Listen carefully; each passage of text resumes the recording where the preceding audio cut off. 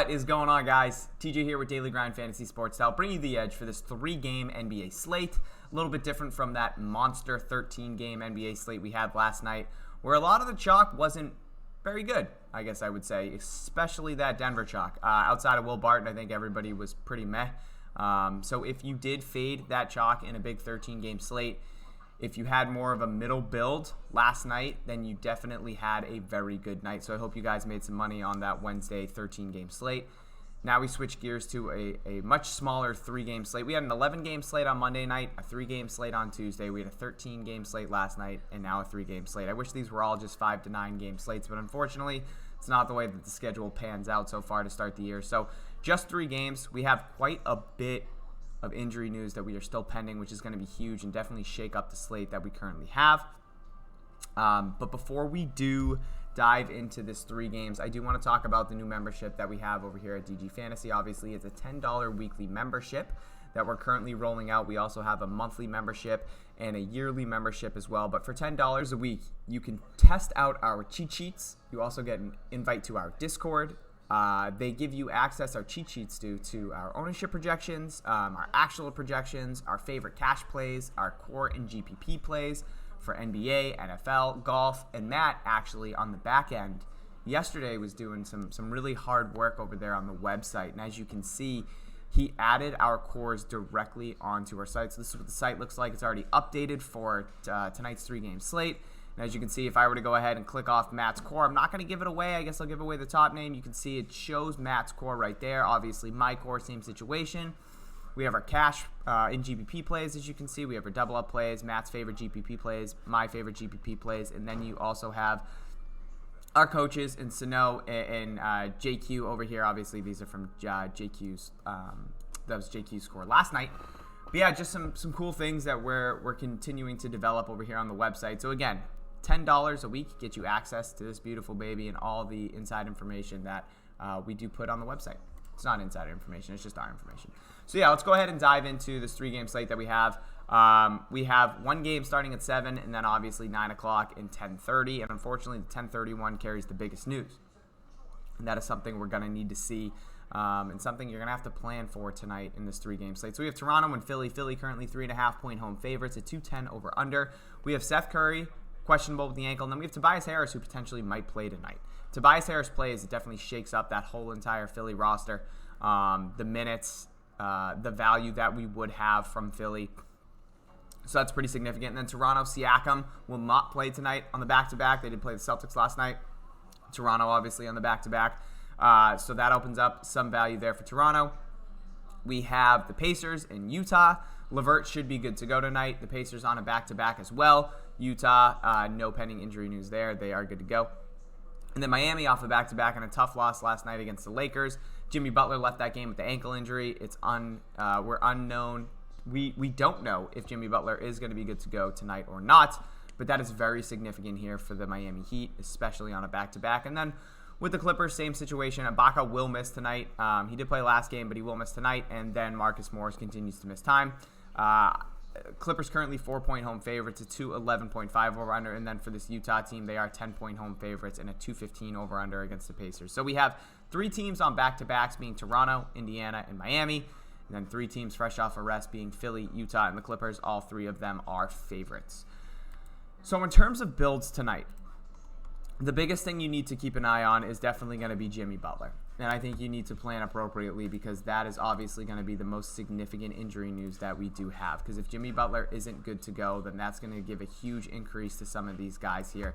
Bam, again, the price came down $500 after playing the Lakers. I know it's a back-to-back, but if Bam's going to get his normal minutes against the Clippers in a really good matchup down low, like he's going to be mega chalk. As you can see, he's carrying 40% ownership. I think all these guys are going to be cash viable if Jimmy Butler does sit. So I think building your lineups tonight around that Jimmy Butler news is going to be what you're going to want to do. And if we go ahead and take a look at how the Miami Heat rate out with Jimmy Butler off the floor this year, Bam, at a projected 33 minutes, gets a 4.5% usage bump. He's a 1.56 fantasy point per minute. I have him projected for almost 54 DraftKings points with Jimmy off the floor. Kyle Lowry, again, this is only projected 32 minutes. But real quick, I do want to go ahead and touch base on the box score. Unfortunately, I would bring up the popcorn machine, but popcorn isn't updated this morning yet. So I don't have the actual check-in, check-out substitutions for the Heat-Lakers game last night yet. But as you can see, Jimmy didn't start the second half. It was Tyler Hero that started for him. They did play overtime, so we had a couple guys here that played a lot of minutes. We had Lowry, Duncan Robinson, and Tyler Hero all playing north of 40. Obviously, you can see PJ Tucker playing 38, and then Bam playing 34. So Bam also did foul out. So something to keep an eye on here. These guys playing heavy minutes on a back-to-back. But if Jimmy Butler does sit, I think Spoelstra goes right back to the well with those starting five with PJ Tucker. Tyler Hero slides in there. Bam, Kyle Lowry, and Duncan Robinson. So something to keep an eye on. But yeah, like I said, back to the minutes. We have Lowry at 32. Again, if Jimmy sits, he probably plays 38 at 1.03 fantasy point per minute so far this year. Tyler Hero currently projected for 29. Again, these minutes are projected for Jimmy Butler accruing 34 and playing. But again, if he sits, these minutes aren't going to be accurate. So like Tyler Hero, if Jimmy sits, we'll put Tyler Hero at 36. He becomes a fantastic play. Duncan Robinson, again, same thing, 36. Keefe would probably get a small bump, nothing crazy. And then PJ Tucker, 30, I'd say. So if you see the green values here, every single one of those starting five for Miami, I personally believe, becomes cash viable, probably outside of PJ Tucker. But Duncan Robinson would be your cheap play at 3,800. Tyler Hero, if he starts at 6,100, would be huge. Kyle Lowry, and then Bam again. I think you're going to have probably four of these guys for Miami, especially if Tobias Harris plays over there for Philly. It just means that if Jimmy Butler sits for Miami, that is where you're going to want to be tonight. So definitely keep an eye on that. That's where you're going to try to build. Everything is centered tonight around Jimmy Butler. Hopefully we get that news before lock, but if we don't, on the cheat sheet, you will see it updated. Our late swap priority list is something that we will continue to use throughout every single slate if we do get late breaking injury news, and tonight we might get that with Jimmy Butler. On the other side of the ball with the Clippers, in terms of ownership, Paul George showing 35% owned. I do like that. The price tag came down a little bit at 10-2. Reggie Jackson at $6,400 showing 26% ownership. He's been lights out this last week. He continues to be aggressive. He's shooting a ton, which is something we really haven't seen out of Reggie Jackson over the past. But with Kawhi Leonard being out, like, he has been that second option behind Paul George. So I do like Reggie Jackson at $6,400. In terms of value, Batum shows the best or the second best behind Terrence Mann at $4,800. That price tag did come down on Terrence Mann a little bit, but Batum's been very consistent with Marcus Morris out at $5,300. So all these guys are carrying some ownership. I do like attacking this game. As you can see, Batum's just been lights out. So I think everybody is going to this Miami Heat and Clippers game, and rightfully so. But I think there's some other good plays here in Toronto and Philly as well. So we'll move ahead over to Toronto right now in terms of ownership. Gary Trent Jr. showing the highest. And as you can see, I have him as one of the better value plays with Birch and Siakam off the floor. I have him as a 0.81 fantasy point per minute, 5K projected for 35 minutes. I have him as almost a 5.7 value, 28.35 DraftKings points projected for. And then Precious Achiuwa, who should start at $4,200 against Philly. I do like him as a cash piece if you're landing there. 0.92 fantasy point per minute with those guys off the floor. 5.9 value. I have him for almost 25 DraftKings points. Outside of those two, Scotty Barnes carrying some ownership, as is Fred VanVleet. I probably wouldn't go outside of Gary Trent and Precious Achiuwa in terms of cash. Again, I want to make sure that I'm ready for that Miami Heat news. On the other side of the ball with Philly, we are penning Tobias Harris. And if Tobias Harris does play, and he does play his normal minutes, then I don't know how much value or how many plays I'll have from this Philly side.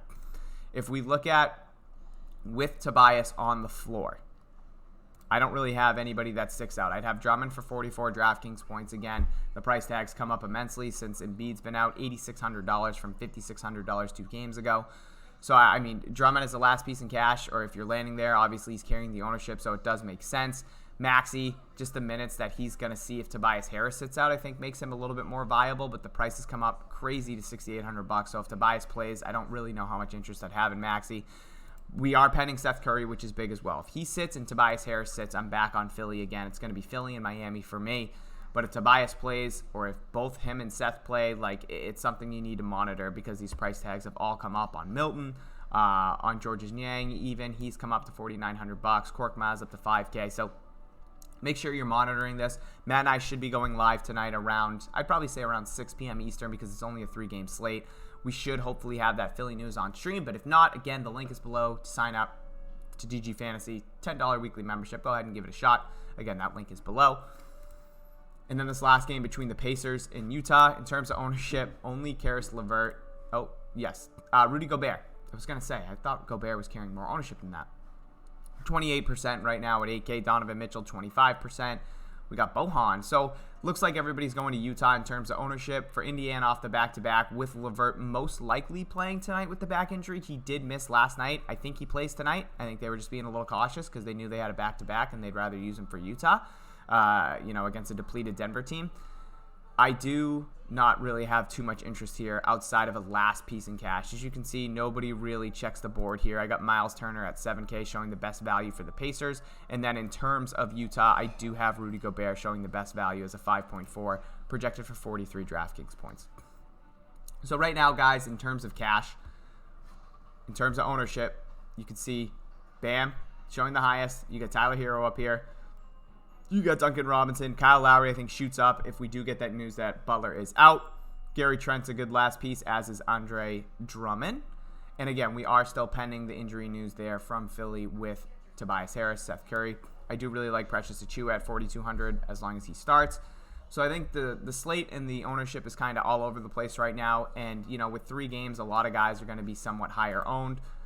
But it's all dependent on the injury news that we are still waiting from Philly and from Miami. And again, I don't think we get that Miami news before the slate starts. But if we do, we do. And real quick, I did want to touch base on this. Doc Rivers was quoted before the game against Milwaukee that he needed to get more guys in the rotation. He basically had a 7-man rotation again. He used Charles Bassey the way he did Paul Reed last game when Reed played 5 minutes, Bassey played 5 minutes.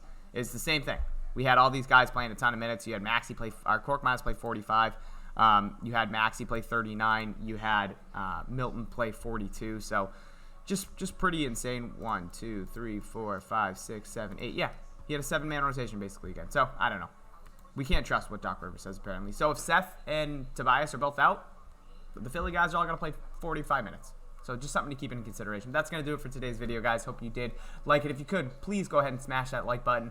Make sure you subscribe to the channel and go ahead and turn on that notification bell. So when we do go live, if we aren't posting 3 videos in 24 hours, you will get a notification. Unfortunately, those haven't been going out a lot lately because we have been pumping out some content here, Matt and I. And then also to be entered into the $25 giveaway that we will be announcing tomorrow. Make sure you like this video, you're subscribed to the channel, and go ahead and comment your favorite GPP play under 6K. That's what I want to hear. I want to hear your favorite tournament play tonight for big GPPs under 6K. Go ahead and leave that in the comments below. And with all that being said, guys, we'll see you tonight for the live stream, and let's cash.